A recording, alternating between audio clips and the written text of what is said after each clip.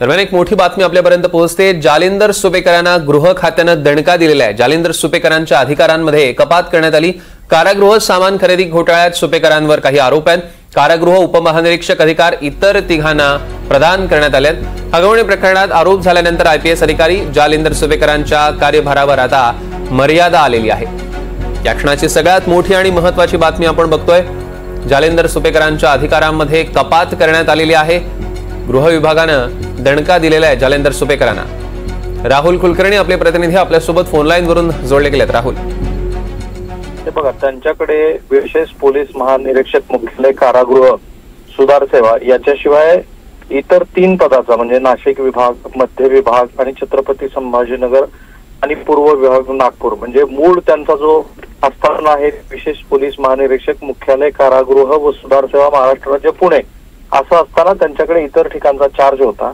आता पहिल्यांदा सरकारने त्यांच्याकडचा जो इतर ठिकाणचा चार्ज आहे जसं नाशिक विभाग, मध्य विभाग छत्रपती संभाजीनगर आणि पूर्व विभाग नागपूर हा चार्ज काढून घेतलेला आहे। आणि त्याच्यासाठीचं जे कारण सांगितलं आहे ते असं आहे की विशेष पोलीस महानिरीक्षक मुख्यालय कारागृह व सुधार सेवा म्हणजे जालिंदर सुपेकर सध्या जिथे कार्यरत आहेत हे जे पद आहे हे पोलीस महासंचालक व महानिरीक्षक कारागृह सुधार सेवा महाराष्ट्र राज्य या पदानंतरचं 3ऱ्या क्रमांकाचं महत्वाचं पद आहे आणि म्हणून त्यांच्याकडे कनिष्ठ पदाचा अतिरिक्त कारभार ठेवणं प्रशासकीय दृष्ट्या उचित नाही असं म्हणत तो कार्यभार काढून घेतला आहे आणि आता तो इतर अधिकाऱ्यांना तो दिलेला आहे।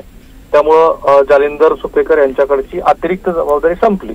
पण याला सगळ्याची पार्श्वभूमी जी आहे सौरभ ती वेगळी आहे। आता काय झालं की कसपटे हगवणे कुटुंबातल्या ह्या सध्याच्या घडामोडीनंतर सुपेकरांनी ह्या प्रकरणामध्ये हस्तक्षेप केला असं आरोप व्हायला लागले। आताच थोड्या वेळापूर्वी कसपटे कुटुंबियांची प्रेस झाली आणि त्याच्यात पण हा थोडासा संदर्भ होता। नंतर असं झालं की याच्यामध्ये श्री राजू शेट्टी यांनी पुण्यामध्ये 2 महिन्यापूर्वी पत्रकार परिषद करून जालिंदर सुपेकर यांनी कारागृहाच्या खरेदीमध्ये अमिताभ गुप्ता यांच्यासह मिळून 500 कोटीचा घोटाळा केला असा आरोप केला होता। त्याच्यामध्ये राज्याचे मुख्यमंत्री, राज्याचे मुख्य सचिव आणि गृह सचिव या सगळ्यांना तक्रारी दाखल केल्या होत्या।